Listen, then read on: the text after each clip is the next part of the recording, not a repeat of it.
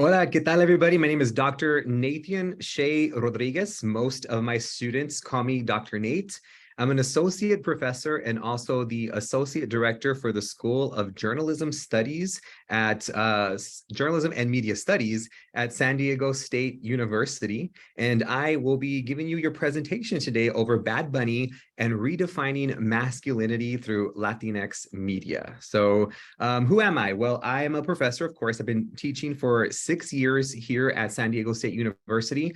I've also worked before this in media. I was at Clear Channel Radio. I was on the radio for a top 40 station. I've also worked for a hip hop and R&B station, Texas country station, and for a kind of oldies station as well too. In all capacities, I have had a syndicated show in 4 different markets, on-air talent, selling social media marketing, local marketing, doing social media as well as traditional media as well for advertising. And then I also research identity, culture, and how the media is used to kind of use different images or misrepresentations and representation of minority groups, specifically Latinx, Latin, and immigrant and migrant populations. And so that kind of is the wheelhouse of what I do. I teach a lot of classes here at San Diego State University that have to do with identity and media. I teach media and sexuality, media and identity, a capstone class on using different sorts of software and tools to be able to create different types of media and then put it on radio and television. And then more recently, I'm teaching classes on Selena and Latinx representation, Cardi B and pop culture politics, representation in the media, and then starting in spring of 2023, a graduate class on Bad Bunny, which you've probably seen a lot of press around in the social media and news sites as well. So we'll talk a little bit about the class and answer any questions coming up just after this. So who is Mr. Bad Bunny? A lot of individuals, I think, have taken a liking to his music. If you have never heard of Bad Bunny, look him up. He's probably all around you. Most people know him for his music. He started off as a Latin trap artist in Puerto Rico, and we'll define him just a little bit more here in just a second. But he is everywhere. He is sold out different shows all over the world. Most recently, he was here at Petco Park in San Diego, sold out 2 performances, one right after the other, the only artist to ever do that here in San Diego. He performs music. He has also been in movies with Brad Pitt. He has also wrestled in WWE. He has sold his own kind of line of Crocs, and more recently Adidas. And he has been on commercials with Snoop Dogg and other world figures and celebrities as well. So he's kind of ubiquitous. He's all over the place. People are talking about him. He's controversial because he pushes the boundaries of masculinity, especially in a very kind of patriarchal, hyper machismo space like reggaeton, like Latin America. And so a lot of people have various opinions on someone like Bad Bunny. So today's conversation is going to be about Bad Bunny, his role in the music industry, and more specifically, his video, Yo Perreo Sola. And so that is what we are going to be doing today. I'm going to take you through kind of the academic side of it too, so that we can kind of study different academic lenses. One theory in particular, gender role stress, or sometimes referred to as gender role conflict, and how we can use different types of theories to better understand what Bad Bunny is doing in various situations through his lyrics, through his videos, and arguably, right, through a lot of the different pop culture mediated representations that we see, and how he is performing masculinity, and how that can sometimes be very controversial to some and very refreshing to others. And so I'm going to give you an academic lens that we can better understand what is happening. So here you see Bad Bunny in front of you, lots of different representations of what Bad Bunny looks like. And I think to some individuals, you can kind of see there's different versions of Bad Bunny that we can kind of see, oh, this is a very masculine representation, especially if we think of Bad Bunny from a very Latino or Latinx perspective, a very Boricua, Puerto Rican perspective, but also also kind of counter to what we might think of in terms of masculinity, especially more recent portrayals of him in more high fashion magazines or high fashion photo shoots that he's had, where he kind of pushes the boundaries against gender norms. And there's a lot of conversation that happens around those, and kind of what are the expectations that not just men in general have, especially when those men are from Latino communities, but when those men are celebrities, and when you have other people viewing them and their supposed role models, right? What repercussions do they have to communities that are viewing them, specifically young men and women? And I think those are some conversations that are being had in various social media spaces at the moment. And so we will dive into that. So first, I want to introduce to you this theoretical foundation, gender role conflict, gender role stress. And we really need to look at kind of this patriarchal society in which we live in. And I myself am Mexican American. That's how I identify. I also am first generation. I am also son of an immigrant. I also identify as gay. And that is an intersectional identity that I have. And all of those different identities make up who I am and influence how I see the world. I grew up in West Texas in a very conservative, hyper-masculine, Mexican, patriarchal society. And so it was always imparted on me that I have to behave in a very certain way, right? Men are supposed to not show emotion, not supposed to cry, be the breadwinners, play with certain toys, dress in certain ways, act and play certain sports. You have to get a girlfriend, marry a woman, have kids, right? These are very certain ways in which we are raised in what is called the patriarchy, right? Men behave a certain way, women behave a certain way. We have certain gender roles that we partake in society. And when we don't live up to those roles that are imparted on us in society, and they can be transmitted in various ways, we'll talk about that here in a second, we sometimes experience some conflict, some stress, when we don't live up to those internalized ideals of manhood that are communicated to us through our parents, through our culture, through the media, however that might be.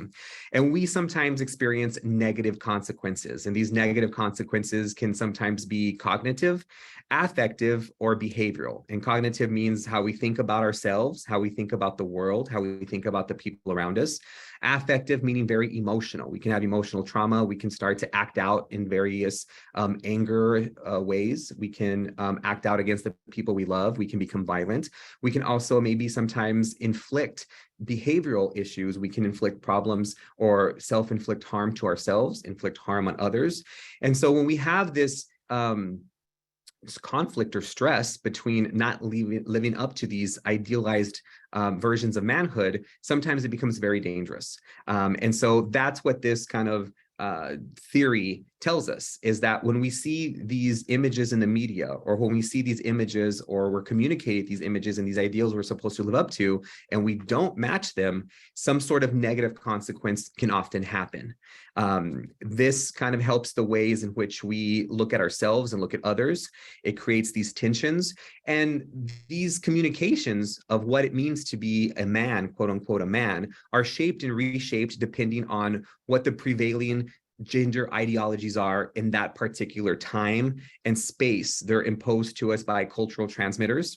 As I mentioned, it could be our parents, it could be culture, it could be the media telling us what to be. And of course, they're going to change over time. And Bad Bunny is a really great example to look at in terms of what that cultural transmitter can be, right? Because of course, earlier on in his career, the transmission he was giving us was a very gendered, patriarchal type of machista. And as his career has progressed, we've seen different types of masculinity that's been shaped and reshaped.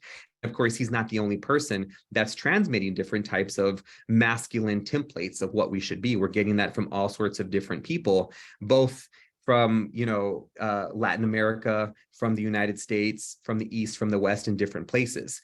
But when we're looking at these kind of contradictory and inconsistent gender roles, we need to make a decision based on ourselves, particularly those who identify as men or masculine presenting, right, of how we deviate from these different types of gender roles that are being transmitted. Sometimes these deviations are seen as violations. they, as I mentioned before, have these negative consequences. And sometimes they can be called sexual deviations, gender deviations, and have very negative connotations. And because of that, that's where this tension gets to those negative consequences, because people, people around us, sometimes the people we love or the media, are telling us that it's bad, it's dangerous, you shouldn't be like that, because that goes against certain religious ideals or certain cultural ideals or certain family ideals. And we don't want to disappoint the people we love, or we want to fit in, we want to be accepted. And that creates that tension and makes it even more dangerous for us, because we start to feel and think certain different ways.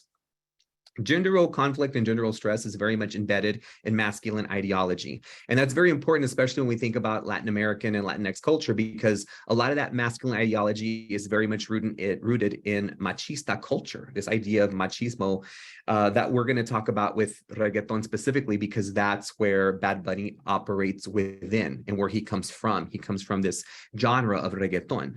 And we're going to talk about that here in just a second. And so masculine ideology really tells us that men are supposed to be confident, assertive. They're supposed to be able to have sex with who they want to have sex with, right? Sexual prowess. If a man has a lot of women and has sex with a lot of women, he's considered a pimp. He's considered somebody who's a player, someone who's held on a high pedestal, right? That's what men are supposed to do. Whereas women, if they have a lot of partners, they're often called sluts and whores and really held to lower standards, and they're usually made fun of or called names. So there's different standards for men and women when you look at it from a patriarchal masculine ideology. So these ideas of what it is to be a man are socially constructed, and they're desirable for men and less desirable for women. And so when we have this strain, right, the stress of not conforming to these socially desirable gender roles, we are seen as unmasculine and we're seen as effeminate. Sometimes words are used to police this behavior, right? If a man is not living up to these gender ideologies, they're sometimes called gay. They're sometimes straight up called women. They're called pussies, viejas, joto, right? These are words that sometimes we use to police masculinity. And so some of that, right, will add to this stress, will add to this conflict, again, making this ability to feel and think and behave very differently. And when we put ourselves in this situation of a man who is feeling this conflict or feeling this stress, sometimes this man can act out in various different ways. And of course, not everyone is going to act out, and everyone may act out in various different ways. It could be that this verbal policing happens in the locker room, or it happens on the streets. It happens on social media platforms like Twitter and Instagram. It could be that it comes in the form of bullying, actually hitting people or beating people up, hate crimes, if you will.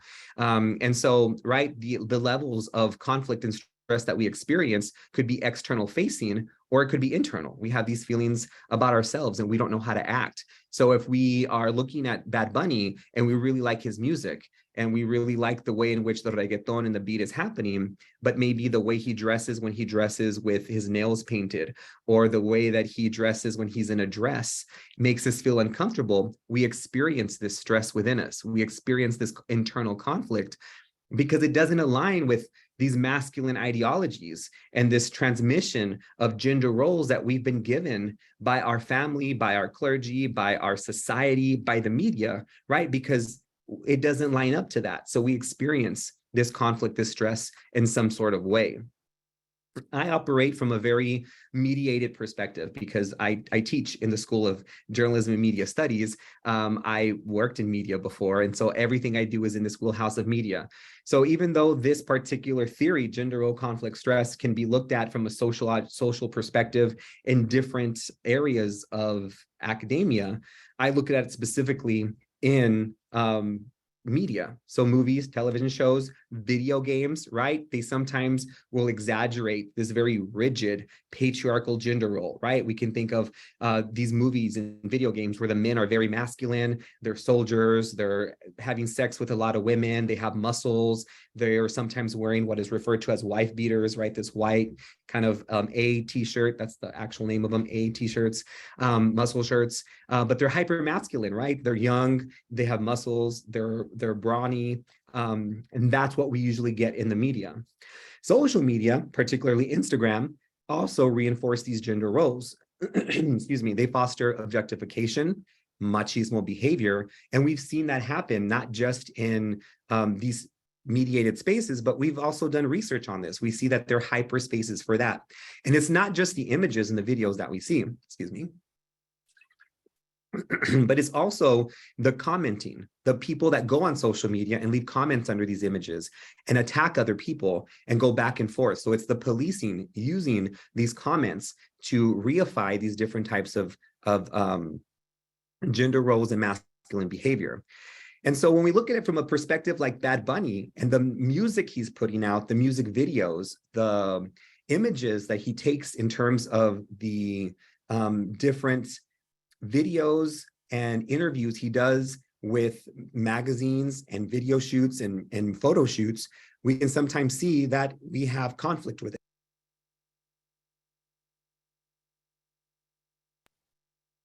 And so it's a globally mediated pop culture that's coming from the South to the North. And so people from English-speaking countries will see this, and sometimes it's more accepted than it is in Latinx, Latin spaces, arguably, right? And so something like a video like Yo Perreo Sola is something to look at, because that was the most contested, I think, video from Bad Bunny. And that was the moment that a lot of people started to really attack him, especially other artists and celebrities that usually collaborated with him. So let's talk about reggaeton really quickly. Reggaeton is that space where Bad Bunny first came up, right? He was a Latin trap artist. He was making mixtapes. And reggaeton is very much a space that's typified by hyper masculine ethos, right? It objectifies women. There's a lot of violence. There's a lot of homophobia. And this is researched and documented. There is this manifestation of this machismo culture that reinforces this dominance of men over women. It really talks and establishes this specific gendered stereotype that kind of instills in the younger generations that listen to it this aggressive, violent, dominant, and rude masculinity that kind of overpowers men over women, right? Women are supposed to be sensual, seductive, sexual objects, whereas men are kind of the aggressive, more violent, powerful one, arguably. And we don't only see this in reggaeton. I'm not trying to paint a bad picture of reggaeton. We also see this happen in hip hop. We see this happen in country music and in other different types of genre around the world. I'm speaking specifically now about reggaeton because Bad Bunny is a reggaeton artist. And there's a lot of people who will argue that, well, reggaeton is a mirror. It's a reflection of what is happening in these different spaces where reggaeton artists come from, much like hip hop. So if reggaeton and hip hop are violent and aggressive, it's because the lives of these individuals are violent and aggressive, and it's a reflection, right? And so there's a lot of people who will kind of counter that argument back and forth. And much like hip hop, reggaeton is also highly commercialized and popularized. So people who perform reggaeton often are very flashy. They wear the chains. They sing about this lifestyle, right, of wanting to be, right, kind of in a different space. Arguably, though, right, reggaeton artists are singing from a place of authenticity. They're singing about their life experiences, and they're bringing to the global stage a different type of music that often isn't listened to in mainstream English spaces in the West and the North. And it's a viable musical genre that should be listened to and should be studied. So reggaeton isn't bad in and of itself, but we do have to listen and take attention to this masculinity, this machista, right, that's happening, that makes Bad Bunny so counter and different, and why a lot of people that operate within reggaeton get upset because of what Bad Bunny is doing or what he represents now. And that makes it a ripe space to study, because Bad Bunny is kind of countering these masculine ethos of what's happening there. And when I talked to you about the study that I just did about Yo Perreo Sola, you'll see the kind of comments that people made specifically about reggaeton and about Bad Bunny. So that's why it's really important to note these different issues with masculinity and machismo and machista that happen in reggaeton in particular. So some background on Bad Bunny. He's Benito Martinez Ocasio. That's what his name that he was born under. He's Puerto Rican. He's a rapper. He's a singer. He's a songwriter. He began in Latin trap and reggaeton. His music really addresses racism, politics, gender, identity. He questions toxic masculinity and how it's entrenched in our Latinx and Latin culture. He comes from Puerto Rico, so he really sings about a lot of the things that are happening in Puerto Rico. If you've seen his most recent video to El Pagón, he sings about displacement and colonialism, the beaches not being public, a lot of the places in Puerto Rico. He speaks about the power grid and just the statehood or the independence of Puerto Rico. So he really speaks about a lot of things that are happening with Puerto Ricans in Puerto Rico. He also advocates for a lot of things globally. He helps a lot of people too. More recently, he helped a lot of the victims of the Uvalde school shooting, getting them new homes, getting them help. He also advocates against transphobia and against inflicting violence on people who are trans, specifically in Puerto Rico, and against toxic masculinity. A lot of people will also attack his personal style. Even in his earlier days when he first came out, he was painting his nails. He is really talked about in terms of gender bending. Now, since he's kind of posed for a lot more high fashion magazines, he has been, I think, critiqued a lot more for bending gender a lot more. But he has an exaggerated sense of manliness, right? That is different from what we usually see, that kind of assumes that manliness is supposed to be about virility, courage, strength, dominance, right? Where his exaggerated sense of masculinity is, I'm so confident in my masculinity that I can paint my nails, I can wear a dress, and I can still be myself, right? My masculinity isn't hurt and my confidence isn't hurt based on what I wear and what I do, right? So his masculinity is cemented in the fact that he can do what he wants. And that's how confident he is in his masculinity. So it's kind of back and forth with how we see him. So with Yo Perreo Sola, that's the video that kind of really started to turn the tide in terms of the people that really started to see Bad Bunny as a person who was really looking at gender in a very different way, performing gender in a very different way. In this video, he dresses as a woman 3 times. He dances seductively. In one scene, he's kind of bare-chested. He's chained and surrounded by women on a thrones. Usually in reggaeton, we see the women are the ones that are dancing and kind of the ones that are seductress, and the men have the power. But here, he kind of turns that on its head. The message in the video centers on consent. It challenges harassment against women. It drew a lot of praise from some people and criticism from others. So I'm going to play a little bit of the video for you right now in case you haven't seen it. Just for the purpose of time, if you've seen the video, you know what happens. And when he wrote this song, he said that he wrote it from the perspective of a woman. He says that sometimes he feels like the woman that he sings about. He says, I've always felt like there was a part of me that is very feminine, but I never felt as masculine as I did the day I dressed up like a drag queen. So he used those words specifically, drag queen. A lot of people kind of took issue with that. He said, it resonates with the generation that is at the moment. Well, this is Ricky Martin speaking about the video. He says, it resonates with the generation that is at the moment discovering who they really are. It's refreshing to witness in an industry known for its machismo. So Ricky Martin, who is Puerto Rican, who is also out and gay, was very much praising Bad Bunny for the video. Anuel, who used to collaborate with him, who used to be really good friends with Bad Bunny, did not like it.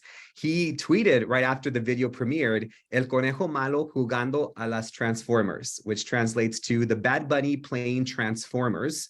Then he followed it with 10 vomiting emojis. So in the celebrity world, in the reggaeton world, and the music world, people were starting to kind of take sides over whether they were praising it or whether they were kind of not liking it and judging it. And right off the bat, Anuel, who is a reggaeton in the reggaeton community, was automatically saying, no, this is not what it's supposed to be. And as you can see here from the different images, there is definitely, right, this counter kind of image that we see here to what we traditionally see in reggaeton videos. At the very top, right, we usually see women that are more kind of often portrayed in these reggaeton videos as what we would call video vixens. They're scantily clad, usually not very well dressed. They usually have bathing suits or bikinis, and they're more as props where the rappers take center stage. Here, Bad Bunny is placing himself as kind of the person being the prop. We also see him at the bottom here dressing as women in different instances. And I want you to kind of remember these images here because they're going to be referenced very specifically by the people who were tweeting about this video, and how Bad Bunny represented different parts of masculinity in these different instances. Now, let me go to the next slide. So as I am looking at this video here, I wanted to really see how people were reacting all over the world to Bad Bunny's Yo Perreo Sola video, and how looking at Bad Bunny in a reggaeton Spanish language video caused gender role stress or gender role conflict, how this was making people feel some type of way about themselves, whether that was good or bad, right? And what I noticed is that there was this 4 reoccurring themes that kept coming up in all of the tweets that I looked at. And I looked at thousands of tweets, both in English and in Spanish. And I found that there was these 4 common themes that kept coming up about this, how people were reacting to the Yo Perreo Sola video: reforming reggaeton, this heteronormative policing, LGBTQ ally and appropriation, and then feminism and gendered stereotypes. And I'm going to show you examples of what these different tweets said and how kind of they referenced this. So in terms of reforming reggaeton, a lot of people were really championing Bad Bunny and really happy that he was kind of taking reggaeton to the next level. So here are some examples of this tweets that I found. The same industry that talks shit about women treats us like objects. Thank you for being you. Yo Perreo Sola is now history. Another person said, por no hablar de la impresionante evolución que ha tenido con los años, not to mention the impressive evolution it has had over the years, talking specifically about reggaeton. I'll read the English version for the purpose of time. Bad Bunny in Perreo Sola, when he himself twerks, he wants to expose that femininity is not contrary dimension of his personality, but undoubtedly complements it. Through his performance, he invites us to reevaluate the gender archetypes in our thinking. There was also some other things specifically about reggaeton that talks back to its kind of objectivity and machista. Here, they call out a lot of the lyrics that Bad Bunny had said in his past songs. So this wasn't like, oh, now you have this song and we're completely going to forgive you for all of the other musics that you've done. So you're still Bad Bunny who has sang these lyrics. So some of his other lyrics he has sung before. He says like, yo te lo meto, te lo lambo toa, muestra culo, te parto todo, which translates to I'll stick it in you, I'll lick it all, move that ass, I'll break it all. He also talks about Betty Boop specifically, right? Más puta que Betty Boop, more whore than Betty Boop. What a double standard of Bad Bunny in all his songs. He denigrates women and encourages machismo. And now he's going to wash his hands with that song. So some people were not totally convinced that Bad Bunny had turned over a new leaf and that he was very much kind of this new kind of savior of reggaeton. There was also a lot of heteronormative policing. And this is where we really saw, or where I really saw the gender role conflict come into play, where other men were kind of really calling Bad Bunny names and saying, this is not what you should do in reggaeton. This is not what you should do at all. And the machista really came out. So here's some examples. 100-yard penalty for being gay as fuck. Bad Bunny hella gay, and Bad Bunny is gay as fuck for that video. I don't give a fuck. Team Manuel, which is Anuel, and not Manuel. If you are straight, that's just not some straight shit to do. That's some gay shit, man. But if you are gay or trans, then that's okay. Do you? So again, right, they're trying to kind of play this masculinity card that Bad Bunny has to be gay in order for him to be acting like this.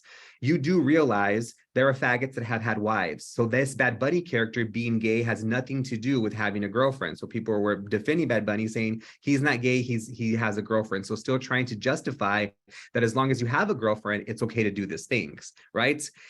This one right here, por mí que se vista de lo que quiera, pero esta artista sí se le puede llamar estaría mejor muerto. For me, dress as you want, but that artist, if you can call him that, would be better off dead. So we still see a lot of that gender role conflict here that would pose other people to come out here and comment and call him gay, make really homophobic comments, right? About Bad Bunny, straight up calling him names, saying, in order for you to even do that, you're not even a man, you should even be dead. So that's some pretty harmful and hurtful stuff there too.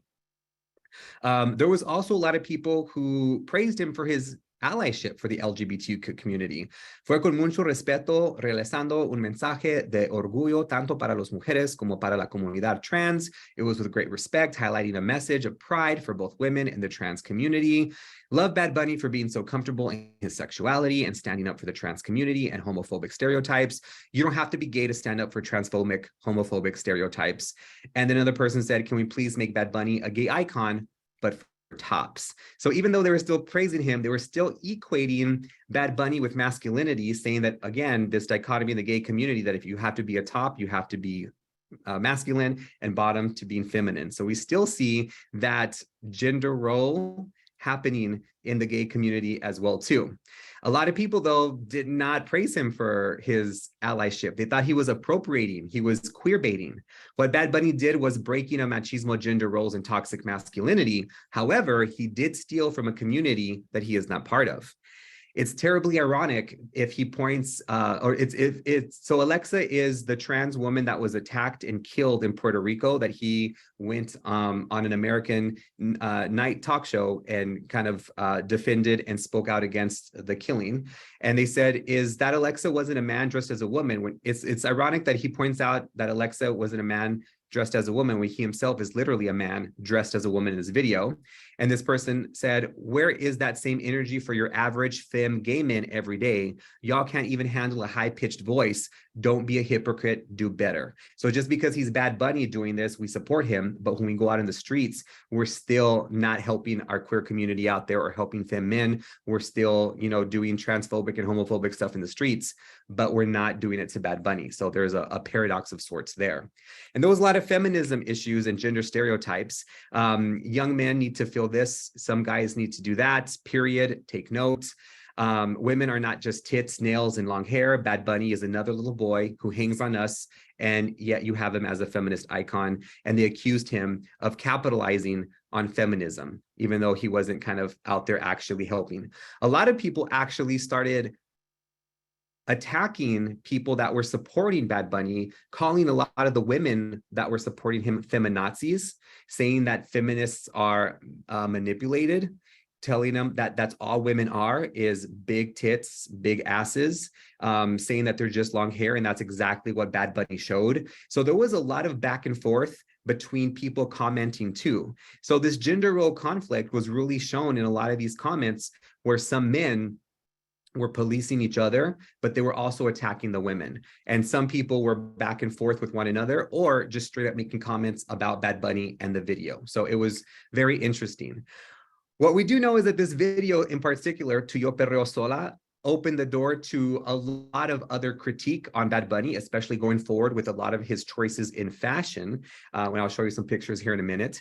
But this video in particular gives us the opportunity to look at other videos, not just by Bad Bunny, but other different types of masculine artists or masculine presenting artists that tell us that media, specifically international videos, can be a source of gender socialization, that they not only can create these different types of stress for men, but they can create counter-hegemonic images that violate these masculine ideologies and the norms of reggaeton, and bringing reggaeton into a whole different genre, bringing it into a whole different generation, and kind of helping form the way in which reggaeton music is. There's room enough, right, for different images and different types of music and different types of versions of masculinity in reggaeton. And I think Bad Bunny shows us that, right? It ushers in this new era of equity and respect for reggaeton.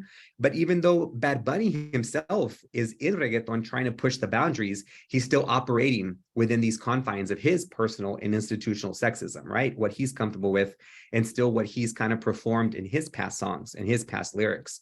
It also shows us that there's more contemporary and acceptable interpretations of both masculinities and reggaeton, because a lot of people support him. And I think just seeing that he's sold out every single show worldwide shows us that there's a lot of people that support him and are still interested, right, in what he represents. It's also interesting that his version of masculinity and his version of showing his femininity is still safe and acceptable, right? Because we support him and we support him in the media, we support his videos. But we don't necessarily sometimes support the queer community or LGBTQ community or femme presenting men in the streets or in everyday public interactions, right? Because Bad Bunny is a safe way to accept that because he's so far removed from us, right? It's safe to say I support Bad Bunny for a lot of people than it is to kind of go and help a queer presenting person or an LGBTQ centric group for a lot of people. It also shows us that Bad Bunny still highlights women as hypersexual and hyperfeminine, while also kind of stereotyping that he supports them, right? Because the portrayal that he chooses in this video is still dressing like a woman that has big tits, big ass, twerking, right? He shows it very hyper feminine, which isn't the not every woman presents themselves in that way. So even though it's groundbreaking and pushes these kind of different types of gender norms, there's still a lot of stereotypes that is also perpetuated with this. And as we go forward and keep thinking about the different things that Bad Bunny is doing, right, we can definitely see him as the person who kind of pushes against these boundaries, as we can think of the kiss that happened at the MTV Video Music Awards. And a lot of people chose to center on this kiss. He kind of recreated that moment with Madonna kissing both Britney and Christina Aguilera, right? He kissed both his female backup dancer and his male backup dancer, but people just concentrated on him kissing the male backup dancer. Like, how could he do this? And completely ignored the fact that he was the first Spanish-speaking international Latin American pop star to win Artist of the Year, right? Performer of the Year, and so many other accolades at the VMAs. He continues to break records, both in his music, both in his concerts, selling Crocs and Adidas, movies, right? He's also going to be one of the first Latin American Marvel superheroes with his new movie that's coming out in a couple of months, right? I think it's actually a whole year before it comes out in 2 summers.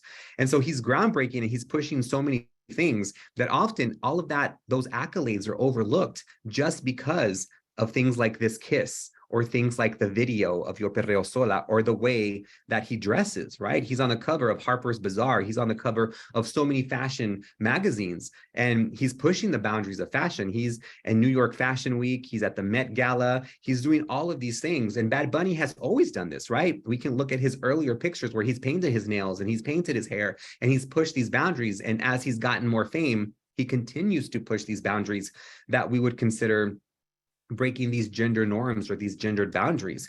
And he sees it as breaking these fashion barriers, and he's being fashionable while still holding on to his masculinity. And he sees that as being secure in his masculinity, that he can dress however he wants and do whatever he wants. And he's secure enough in that to him, that's being masculine.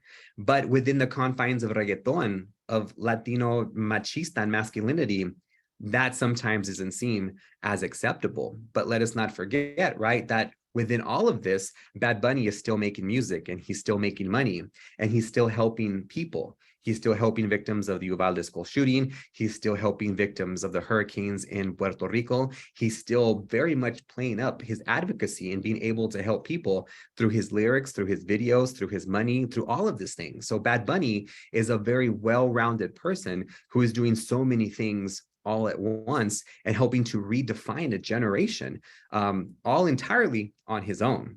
One of the reasons why I've decided to make a class on Bad Bunny, a graduate class here at San Diego State University, it's not just because he's popular, right? Not just because it's a person I chose to get people enrolled in a class, but it's because we're using this global icon to talk about, right, how his music has transcended from the South to the North, and he's top of the charts in English mainstream music, how he's all over the place, and how we can use him to study media and activism and authenticity and Spanish language in a hyper English space, like media and movies and pop culture for that.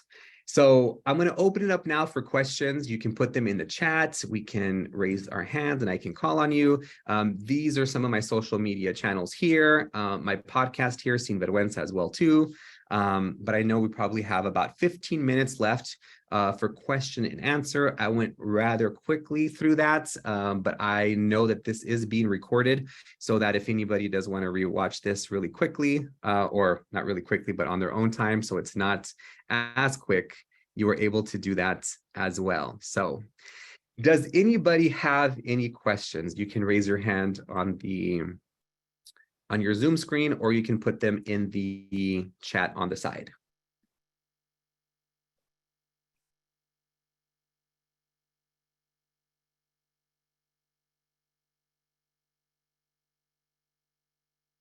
I see a lot of people here.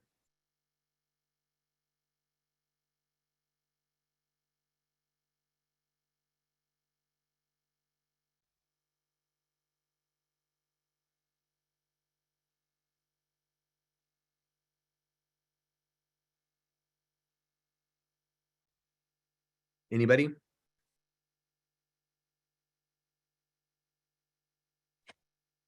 Ha. Yes, I hear somebody talking.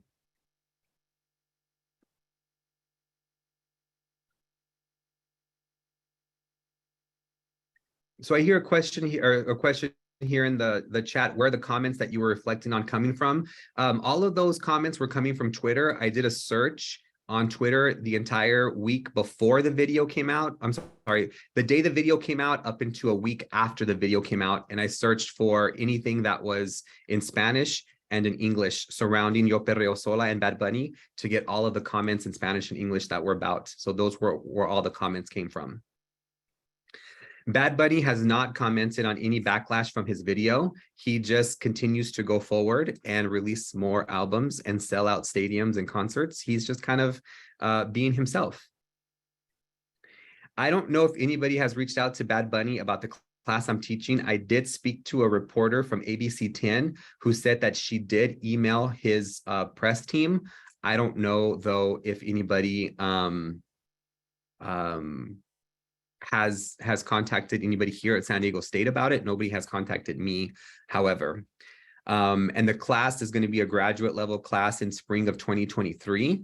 Right now, we're looking at between 15 and 25 students for a graduate level class. And then, of course, we'll start looking at other classes that we could possibly teach.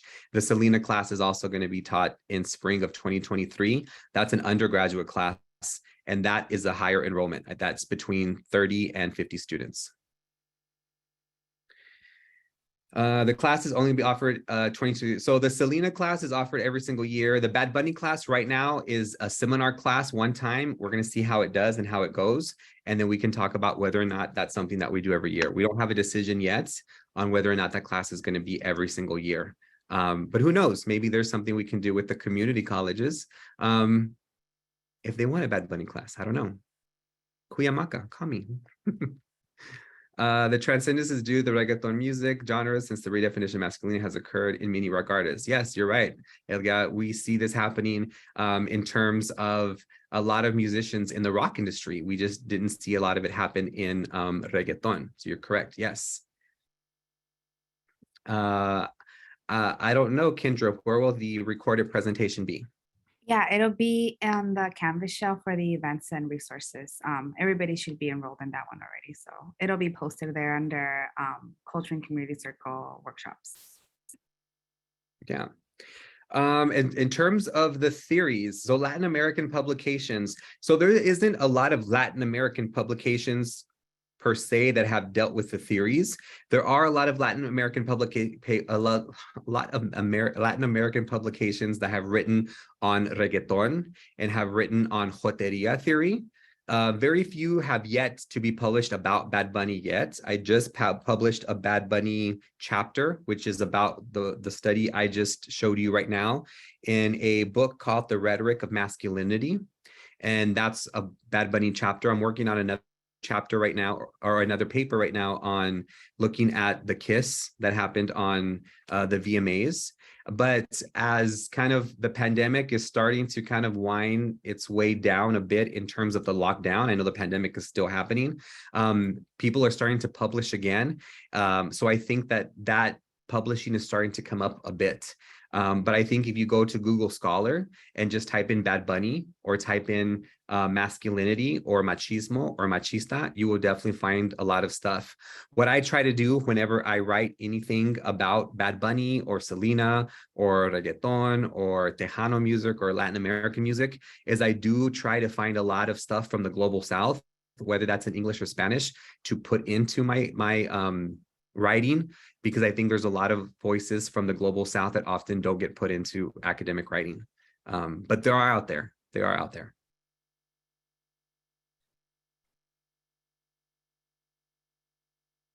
Any more questions?